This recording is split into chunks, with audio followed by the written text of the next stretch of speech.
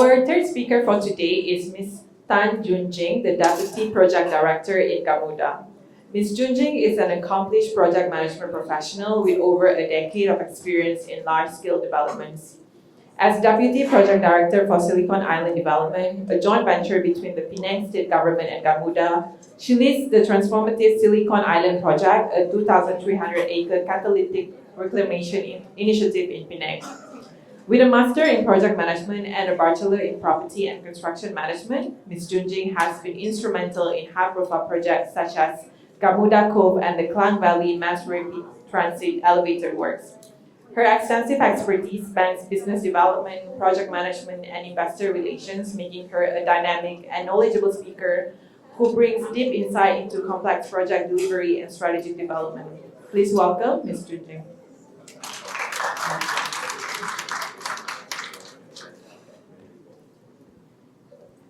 Okay, good morning, ladies and gentlemen. I think everyone is a bit tired from all the numbers and statistics the whole morning.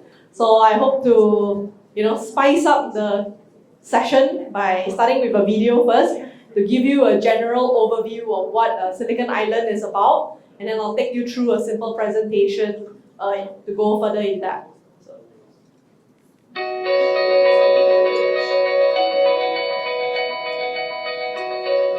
Welcome to Silicon Island, Penang's leading destination for cutting-edge sustainability and innovation. A flagship development of the Penang State Government, Silicon Island is more than just a city, it's a vision for the future. Silicon Island covers 2,300 acres, merging technology with sustainability. At its core is the Green Tech Park, an extension of the Bayan Lepas Free Industrial Zone, designed to boost high-tech manufacturing and advance the value chain. Located just 3 kilometers from Penang International Airport and the Penang Second Bridge, and connected to Georgetown via the LRT line, the park offers strategic access and growth potential. Building for the next generation, Silicon Island is committed to a 45% carbon emission reduction target and holds a 5-diamond low-carbon city accreditation from Malaysian Green Technology and Climate Change Corporation. Over 400 acres of green public spaces enhance the living experience for its residents.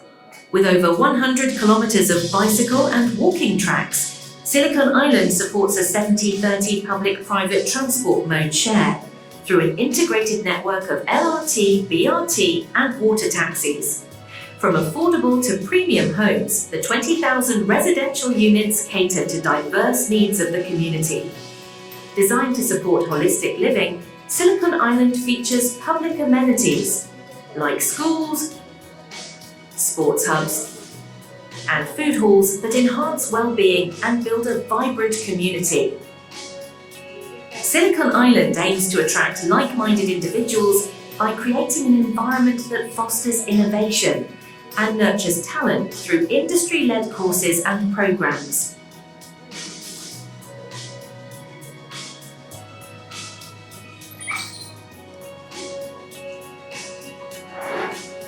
At the core of Silicon Island lies the Green Tech Park, a hub of sustainable industry powered entirely by renewable energy, equipped with dual-purpose sewerage treatment plant and connected by the proposed LRT station.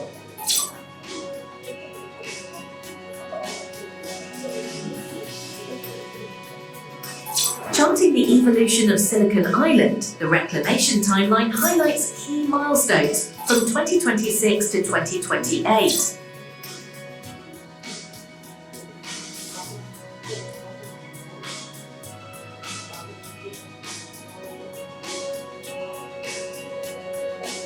As the city takes shape. Planned with resilience in mind, Silicon Island is designed to withstand up to 1.25 meters of sea level rise, ensuring sustainability and long-term viability for generations to come. Join us in this journey of innovation and sustainability. Welcome to Silicon Island.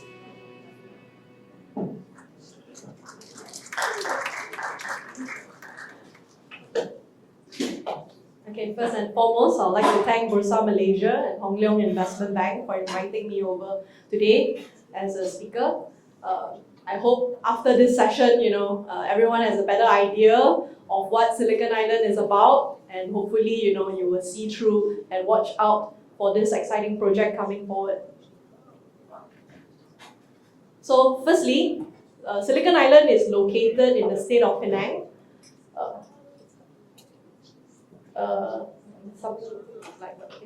It's located in the state of Penang, and I think the state of Penang has traditionally been known as one of the largest manufacturing in terms of semiconductor for the country. So this project started off as part of the Penang Transport Master Plan. So it's about 10 years in the making. So people like myself have been working on this project over the past 10 years to finally see it happening in person in real life. It took us a long time to secure all the necessary approval. When I say 10 years in the making, in 2015, the Penang state government put up a request for proposal of what they call the Penang Transport Master Plan, the PTMP. And with that, they asked the various companies to put up a proposal of how to improve, elevate, and ease the traffic congestion in the state of Penang. And at the same time, how can the state finance this transport upgrade on their own? So Gamuda came up with this proposal of reclaiming 3 islands at the southern tip of Penang Island, right below the airport. And with that, the financing model was that the Penang state government was in the past under the opposition government, so funding when it comes to infrastructure upgrades and all has traditionally been neglected. So the island's idea was that the state reclaim the island, sell the land from the land reclamation to various parties, and take the proceeds from the land sale to fund their own transport upgrade. So the idea was that potentially Penang state will be the first state in the country to ever fund its own transport upgrades and infrastructure upgrades. But over time, this proved to be a struggle because the state government had to then raise funds to fund the reclamation and infrastructure. And after going through various rounds of trying to raise these funds, they realized that for the state government to raise funds, they then need federal government's guarantee and undertaking, which being an opposition state, the answer will be a no, thank you. So then they came back to us and say, can we explore other models of how this project or how the Penang transport upgrade can still go on if the state can't finance it on their own. So 10 years later, through various negotiations, Gamuda, after working on it for so long, we understand the importance of this island as well.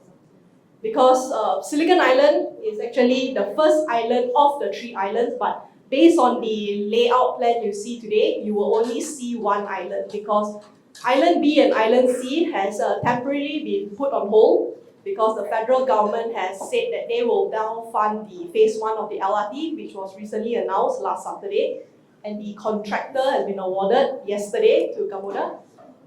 So we are only focusing on Silicon Island today as a start. And why is Silicon Island important? The first one is because of the industrial expansion. Penang State being the first free industrial zone in the country 52 years ago is very mature, but it has also ran out of space for further expansion. The state government owns 11 industrial parks, but only 1 on Penang Island, which is the Bayang Lepas Free Industrial Zone. The other 10 are all on the mainland side from Batu Kawan, Penang Science Park, etc. But for the large multinational companies that have been in Penang, in Malaysia for the past 52 years, proximity to the airport and the ecosystem that has been established over the past 52 years is very important. They do not want to drive an additional 30 kilometers across the Penang Second Bridge, for example, because all their supply chains are already on the island. So the first and foremost, the most important role of Silicon Island is for industrial expansion. So some people will ask me, what is the difference between Silicon Island as compared to Forest City in Johor? The main differentiating factor is that Silicon Island is a reclamation project, it's the same in that sense. But in terms of land use, it's for industrial expansion. Similarly, in Penang State, there is, on the northern part of Penang Island, there is also another reclamation project, also an island called Andaman Island, and that is 100% residential and commercial. And that is by a private developer. So for Silicon Island, it's a state government project, it's owned by the state, and it's mainly focused at the industrial zone for further industrial expansion. So these companies that you see here in this box, they have been in Penang, they have been in Malaysia for the past 52 years, from the Intel, Bosch and all. In terms of location, Silicon Island is located right below the Penang International Airport. It has two access bridges into the island, one connecting the Penang Second Bridge, which is about 3 kilometers away through Batu Mau, and one connecting the Penang Airport Road down to Silicon Island, and that will be the bridge that will also bring in the light rail transit. So the second reason why Silicon Island is important is also because it's the location to house the LRT depot. So this big grey thing here you see is actually the LRT depot, and it's about 70 acres. Can you imagine, without Silicon Island, where is Penang Island going to carve out 70 acres to put the depot? Imagine the amount of people that have to be relocated, displaced to put the depot. So this is the second reason why Silicon Island is important. The island is 2,300 acres. It's a mix of industrial, residential and commercial. So I mentioned earlier, two bridges at the northern part. This red line essentially is the light rail transit alignment. There will be 4 stations provided for on the island, but within the first phase of Silicon Island, we are only talking about 1 station before the population is being built up. Everything above the red line is the Green Tech Park or the industrial zone of Silicon Island. Below the red line will be commercial to act as the buffer, and then mainly by the waterfront will be the residential neighborhood. So right at this location here is what we call the heart of the island. So the heart of the island will essentially be the main leisure, entertainment and tourism zone of Silicon Island. Close by will also be the future proposed state administrative center, so the Komta 2.0. Komta is also about 40 years old today. You know, for Penang State to set a new image, to show that we are going to be more sustainable, creating a new future green city, it only makes sense to position the state administrative center at both ends of the light rail transit. So one station will be at Komta and the second one will be in Silicon Island, where it's only 2 stops away from the Penang International Airport. I don't know why, but all the points can't be seen on the screen. Anyway, this is the next. Can you see? Okay, so something must have gone wrong when you transitioning. But essentially, this is the main vision of Silicon Island. Is what we call the Green Plan. So the idea is Silicon Island is going to be the green city of the future. We have a green city in the central region called Putrajaya and Cyberjaya. We have green cities in the southern region called Iskandar, but within the northern region there is still not yet any. So Silicon Island will be the green city for the northern region within Penang. So the first target is a 45% reduction in carbon emission. With that, almost 20% of the island, almost 20% of 2,300 acres has been set aside for public open space. So you can imagine 400 acres of public parks, canals, mangrove wetland, public beaches, etc. Next, for the industry, we are targeting 100% of the Green Tech Park to be powered by renewable energy. And this will be achieved through off-site solar farms. So within Silicon Island, it will also be the first location within Penang with a dedicated local council plan or a gazetted rancangan tempatan. What that means is that there will be a separate guideline. It means Example, every building that will be constructed on the island has to have solar panels on the roof, must have rainwater harvesting. There will be a reduction in car parking requirements just to encourage people to take the various public transportation, such as the LRT, e-buses, water taxis, as well as 110 kilometers of bicycle and walking track. So the offsite solar farm, currently Gamuda through our other subsidiary ERS, we have already secured one solar farm that can supply up to 40 megawatts. And with more demand, we will then actively go out to source for more solar farms to use as an offset program for Silicon Island. In terms of fresh water consumption, Penang also has traditionally been pretty lacking of water. So the sewage treatment plant within Silicon Island has also been designed to recycle water back to the industrial zone for non-potable use. So for the Green Tech Park, there will be 2 channels of water coming in just to recycle water from the sewage treatment plant. These are some artist impression of the public open space. So you can imagine 400 acres of beach, canals, wetland, and recreational parks. This is also to create an environment to attract and retain talent. We want to change the perspective of, if you're working in the industrial zone, it's going to be just grey buildings, square blocks, zinc roof. We are creating an environment where we can attract and retain talent to bring their families over to stay there and not just commute up and down, or even attract foreign talent to come in to contribute to the economy. So the one in pink is actually the Bayan Lepas Free Industrial Zone, the one that has been underpinning Penang's economy over the past 40 to 50 years. It's about 1,400 acres. Whereas the Green Tech Park, the one highlighted in green, is about 700 acres. So it's half of Bayan Lepas Free Industrial Zone, but in terms of the plot, we have subdivided it to be a bit smaller because Bayan Lepas, there still are plots that are 40 to 50 acres in size, whereas the average size of the Green Tech Park is between 5 to 10 acres. So companies are expected to move upwards in terms of their building. The highest in Bayan Lepas today is 7 stories by analog device. So it's getting pretty common for industrial buildings to go higher and higher. But at the same time, Penang, in terms of Bayan Lepas and Green Tech Park, will be constrained by the airport. So there will be a height restriction of 45 meters. I think at this juncture, we believe is more than enough for manufacturing and industrial.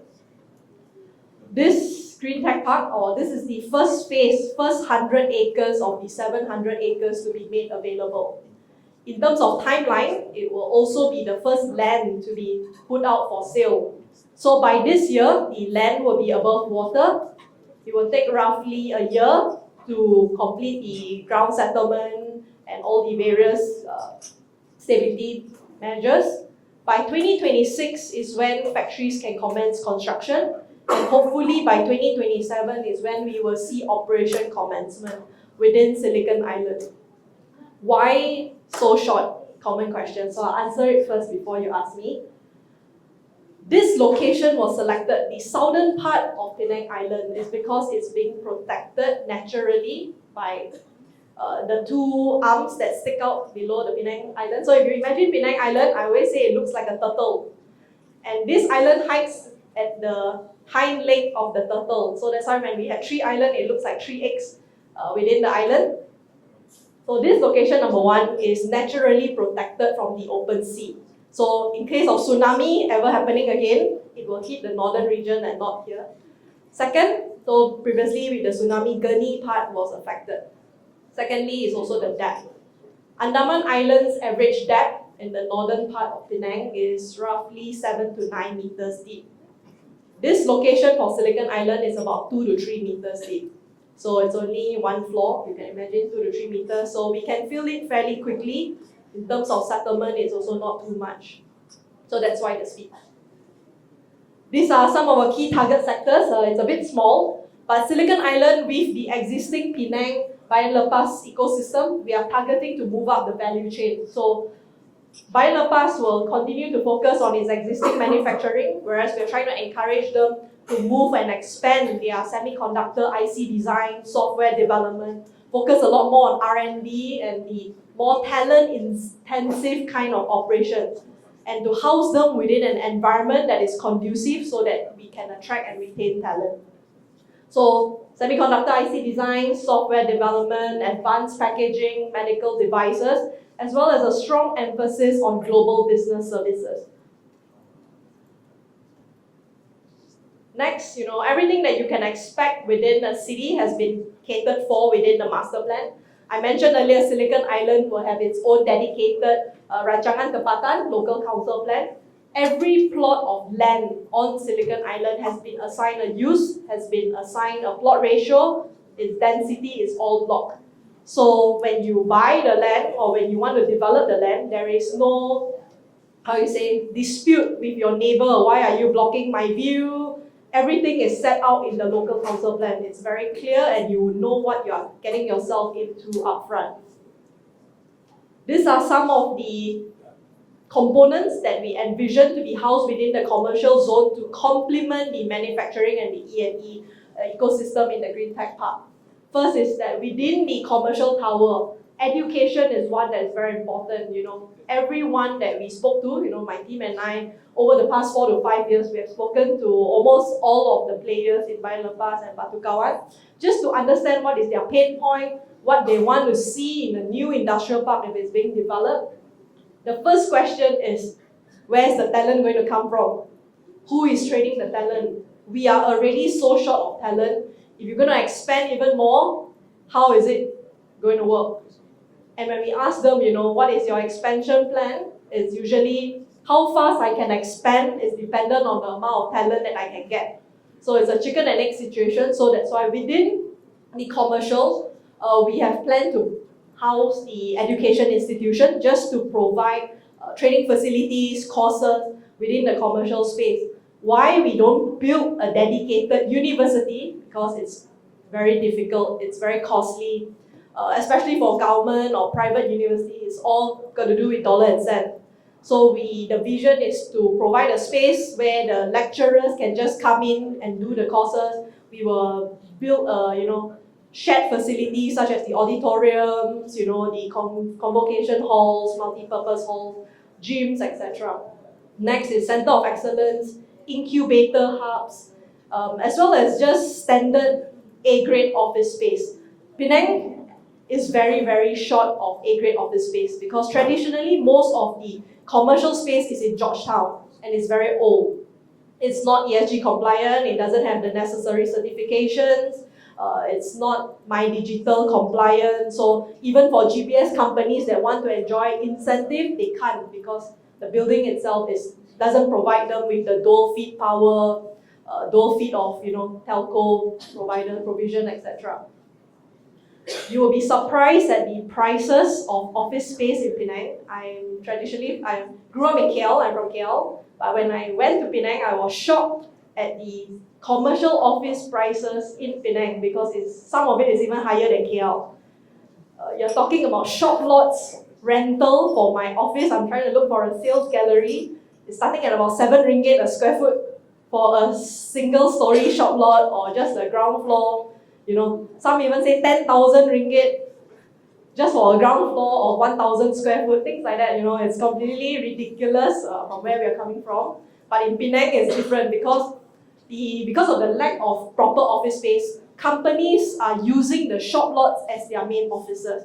So they are actively looking for proper A-grade office space to house their proper operations. They're talking about, I need to hire 1,000 packs. How many shop lots do I need to put 1,000 packs? Things like that. Next, in terms of residential, in total there will be roughly 20,000 units of residential put forth on the island, ranging from the affordable housing all the way to the high-end waterfront villas. So the residential components on the island has catered for a wide range of people. So it's not just for the affluent. Office space, and last but not least, all the various public amenities has also been set aside from the hospitals, schools, safety, security, sports hub, international schools, community centers, etc. So that's it. In terms of reclamation, just to give everyone a bit of update, we started reclamation in September 2023. So we are about 1.5 years in. To date, we have about 80 acres on site. By end of next month, February, we can physically drive ourselves into the island through our construction bridge, which is under construction now. Gamuda Engineering is the one that is doing the reclamation work, at least for phase 1 reclamation. And this is because early on in the agreement, Gamuda has committed to fund 100% of the reclamation and infrastructure without the state government coming out with a single cent. In return, through the joint venture company with state called Silicon Island Development, Silicon Island Development has the right to market and sell the land on behalf of the state government. So that's why phase 1 reclamation is awarded to Gamuda Engineering, because we can then dictate where to reclaim first, depend on the demand and depend on priority.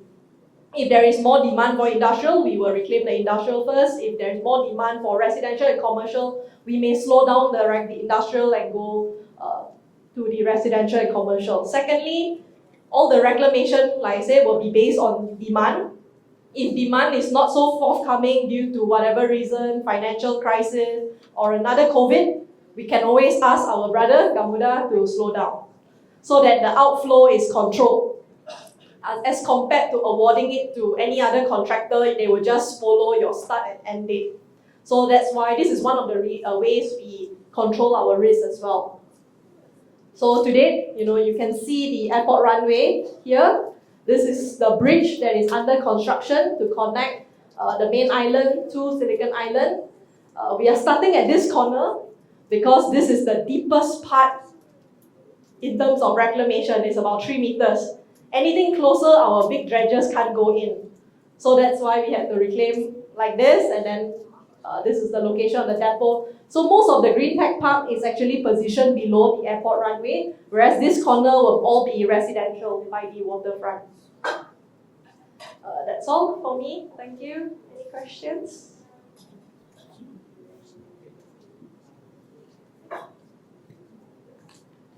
We will now open the floor for Q&A session. If you have any questions, please raise up your hand so we can pass you the mic.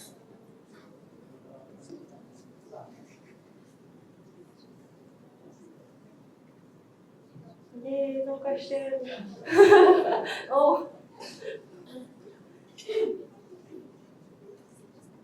Hi.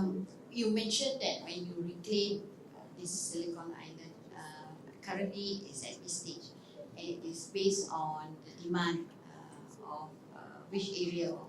So can you share with us, based on your record and based on the demand that you have now, which sector are you building the infrastructure? Like I said at the start, this project is still focused at the industrial expansion. So the first parcel of land to be made available, besides the LRT depot, because they need it by end of the year to commence construction, is the Green Tech Park, the first 100 acres of the Green Tech Park. After that, we will proceed to reclaim a bit of residential and commercial, just to provide a location for the workers of the Green Tech Park to have their lunch, like what Amy mentioned earlier. A location to have your lunch is very important. It affects the decision of where to move to. So that is, we are moving towards the depot and the Green Tech Park first. In terms of demand, we have started, creating awareness of this project for quite a while now. And starting from third quarter of last year, we have started to ask companies to put in official expression of interest. And to date, we have received 10 official expression of interest. In terms of mix, it's 50-50. We have 5 from the manufacturing background, and we have 5 from property developers that are interested in the residential and the commercial part of the land. So it's still pretty even as compared to 100% of it being in the industrial or 100% being in the residential. But the good thing is that all these people that have put in expression of interest so far are local Penangites. It means, it shows, for us, it shows the confidence of the local people in terms of the market, in terms of the demand, it's there. We haven't quite gone out to all the large multinational companies yet. So the plan is moving forward in the next 1 or 2 months. We will then reach out to all the companies that we spoke to previously from the Bandar Lepas area first to see what are their expansion plans, if there's any interest. And then after that, we will move towards the overseas market. But over the past few months or since mid of last year, there has been a lot of interest from the Chinese manufacturing companies because of the US-China trade war and all. But one of the main reasons why they haven't chosen this location is because we can't have the land fast enough. They want it now. One is now or yesterday. The other one is they want large tract of land. They are talking at least 30, 40 acres, Whereas Penang Island, you don't have 30, 40 acres to give. Even if we have 100 acres, we can't split it to just 50-50, That will mean that the kind of value and attraction to create the jobs, to bring in the population is not there. So that's why we have split the land to average of 5 to 10 acres. Yeah. Any more? Yeah, of course. Question just based on the photo. Yes. I think in November 2024, the whole project is going to be like 2,003 acres to be completed by 2035, I believe. Right? Based on that picture, how many percent of it? I can't tell. At this juncture, it's still fairly low because out of 2,300 acres I mentioned earlier, we have about 80 over acres. So it's less than 10%. In terms of reclamation, phase 1 is actually 1,200 acres, which is half of the island, if you draw a line. We envision that 1,200 acres to take roughly another 3 more years to fully reclaim. Because based on our capacity and based on the amount of dredgers that Gamuda Engineering has, they have 10 dredgers. They can reclaim up to 400 acres a year. So if we want to, we can always speed up. But because the market is a bit sore, we are still, navigating and making sure that, all the works are done properly. And currently, they are working on a 12-hour shift. We are working towards securing the approval to run on a 24-hour shift.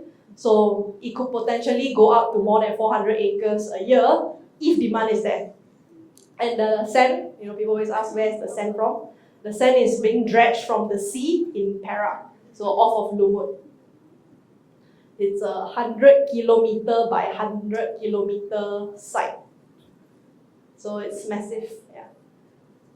It's a approved sand mining location. Yeah. Any more? Any further question? If there's no further question, on behalf of Holiday Investment Bank and Bursa, I would like to thank Ms. Jun Jing for sharing her insight with us today. Thank you.